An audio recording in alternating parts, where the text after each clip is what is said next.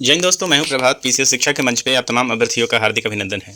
आज चर्चा के मुख्य बिंदु में एक अत्यंत ही इंपॉर्टेंट न्यूज आपके सामने है, जहां अभी हाल फिलहाल में सिप्री के द्वारा एक रिपोर्ट प्रकाशित किया गया है, जहां भारत के पास अवेलेबल न्यूक्लियर वॉरहेड के बारे में बताया गया है और साथ ही साथ ये भी बताया गया है कि दुनिया में सबसे ज़्यादा न्यूक्लियर वॉरहेड किसके पास है। तो आज के समय में ये न्यूक्लियर सबसे ज़्यादा ये पूरा का पूरा न्यूज इसलिए भी जरूरी है क्योंकि आप देख रहे हैं कि किस तरीके से इजराइल, अमेरिका और ईरान के बीच में जो वॉर चल रहा है उसके पीछे सबसे बड़ा जो कारण है वो है न्यूक्लियर स्टेटस का हासिल होना। आइए चलते हैं, काफ़ी इंपॉर्टेंट ये न्यूज़ है, समझते हैं पूरे इस स्टोरी को, किसके पास कितना है और किस लिए ये जरूरी है पूरा का पूरा ये न्यूज़। तो इससे पहले आप सभी को याद करा दें कि यदि आपने चैनल को सब्सक्राइब नहीं किया है तो चैनल को जरूर सब्सक्राइब कर लें ताकि आपको इस तरह के इंपॉर्टेंट अपडेट्स लगातार मिलते रहें। आइए चलते हैं सेशन में। तो यहाँ जो मैंने रेफरेंस लिया है वो रेफरेंस आप देख रहे हैं, द हिंदू में प्रकाशित ये न्यूज़ है। 18 जून को ये न्यूज़ प्रकाशित किया गया था द हिंदू के द्वारा। हेडिंग आप देख सकते हैं, क्या बताया गया है, India increase its nuclear warhead count to 180 in 2024 SIPRI report. So entire the news यहाँ पे क्या बताया जा रहा है, जरा देखिए यहाँ पे, nearly all of the 9 nuclear armed countries including India and Pakistan continue intensive nuclear modernization programs in 2024, upgrading existing weapons and adding newer version. The Stockholm International Peace Research Institute, that is SIPRI, a global think tank, says in its 2025 report. तो आप देख रहे हैं पूरा का पूरा जो news है इसमें स्पष्ट रूप से बताया गया। सबसे पहले तो आप जान लीजिए कि ये जो डेटा दिया गया है ये किसके द्वारा दिया गया है, तो ये सिप्री के द्वारा जो है वो डेटा दिया गया है। सिप्री क्या है तो इस बात को जान लीजिए। सिप्री जहाँ पे आप देख रहे हैं इसके फुल फॉर्म के बारे में, so Stockholm international peace research institute, ये एक स्वीडन बेस्ड एक कंपनी है, एक तरीके से आप इसको एनजीओ मान लीजिए। स्वीडन बेस्ड की कंपनी है जो पूरी दुनिया में आप देखेंगे न्यूक्लियर वेपन से संबंधित आंकड़े को प्रकाशित करती है और यह प्रतिवर्ष ये आंकड़े प्रकाशित किए जाते हैं। इस बार भी इसने बताया है और पूरी दुनिया में अभी आप बता दें कि कितने जो न्यूक्लियर वॉरहेड रखने वाले जो देश हैं वो कितने हैं, 5 देश हैं। आपको बता दें कि पहले ये केवल P5 देशों के पास हुआ करता था, मतलब परमानेंट 5 जो है।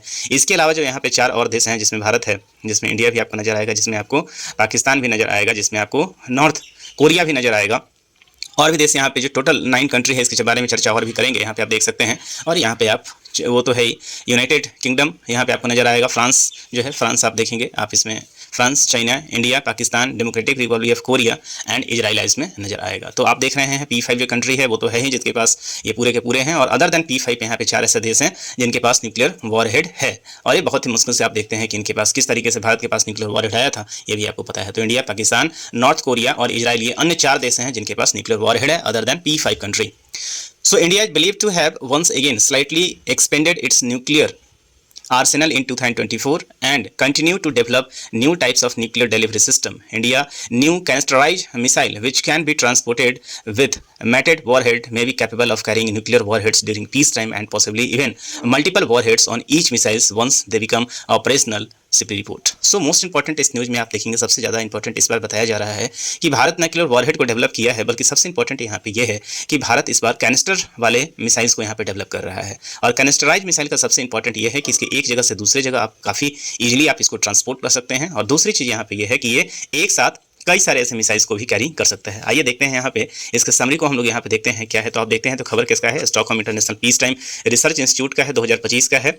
और यहाँ पे टोटल जो परमाणु संपन्न देश हैं हमारे पास, जो क्वेश्चन जो आप पूछा जा सकता है उसमें स्टेटमेंट बेस्ड आप पूछा जा सकता है। तो पूरी दुनिया में आप देखेंगे 9 परमाणु संपन्न देश हैं, और जैसे मैंने बताया 5+4 का कंट्रीब्यूशन, 5+4 का आप देखें कॉन्फ़िगरेशन याद कीजिएगा। P5 है, मतलब परमानेंट जो यूएन सिक्योरिटी काउंसिल में जो 5 देश है वो हैं जिनके पास है, और 4 जो है यहाँ पे कौन है, अन्य देश में है, जिसमें मैंने बताया आपको कि इंडिया है, पाकिस्तान है, नॉर्थ कोरिया है और इजराइल है।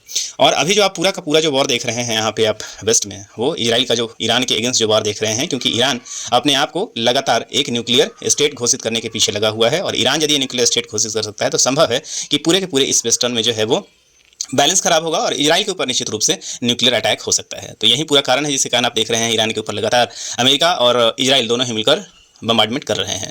इन देशों ने पुराने हथियारों को उन्नत किया है और नए हथियारों में संस्करण जोड़े हैं। भारत की बात करें हम तो भारत में 2024 में थोड़ा सा परमाणु भंडार यहाँ बढ़ाया है। भारत में नए प्रकार की परमाणु डिलीवरी प्रणालियाँ विकसित की है, जो मैं कैनिस्टराइज वेपन्स की बात कर रहा था, जिसको कैनिस्टर युक्त मिसाइल जिन्हें युद्ध के समय तैयार स्थिति में रखा जा सकता है, अब विकसित की जा रही है। ये मिसाइलें शांति के समय भी परमाणु हथियार ले जाने में सक्षम है।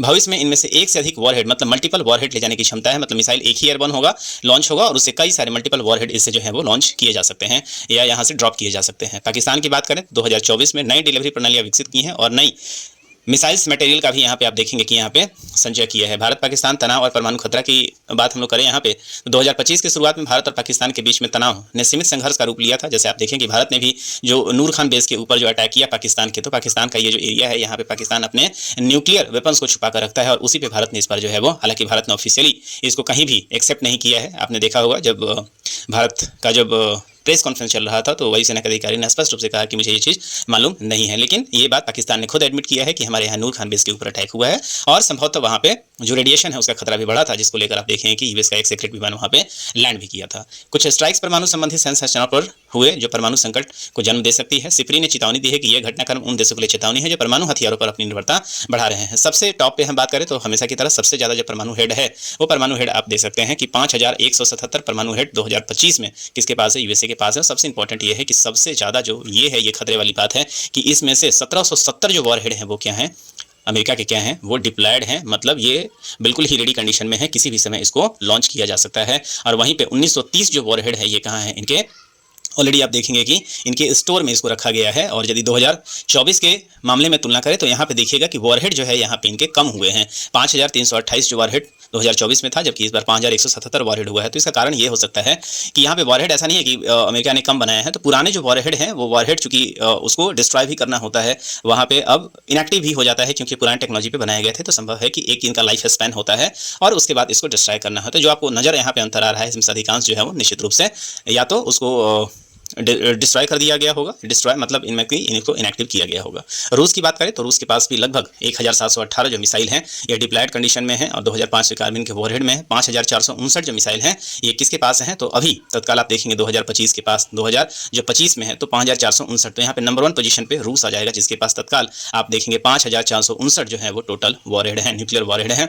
जबकि 2024 में 5580। यहाँ भी आप देख रहे हैं दोनों देशों के पास क्या है, डिक्लाइन हुआ है। तो डिक्लाइन यहाँ पे ये हुआ कि नहीं इन्होंने वॉरहेड बनाना छोड़ दिया है, बल्कि यहाँ पे क्या हुआ है, जो पुराने वॉरहेड हैं उसको क्या किया गया है, इनएक्टिव कर दिया गया है और उसको अब निश्चित रूप से नई टेक्नोलॉजी से बनाया जाएगा। चीन की बात करें तो 24 जो है वो डिप्लॉयड कंडीशन में है, 576 संग्रहित कंडीशन में है। कुल मिला के इनके पास 600 वॉरहेड हैं और पिछले साल के मामले में इन्होंने 100 वॉरहेड जो है वो क्या किया है, प्लस किया है, 100 वॉरहेड नए बनाए हैं। भारत और पाकिस्तान की बात करें तो इनके पास जो भी वॉरहेड हैं ये सब संग्रहित स्थिति में है, किसी ने भी डिप्लॉयड नहीं किया है।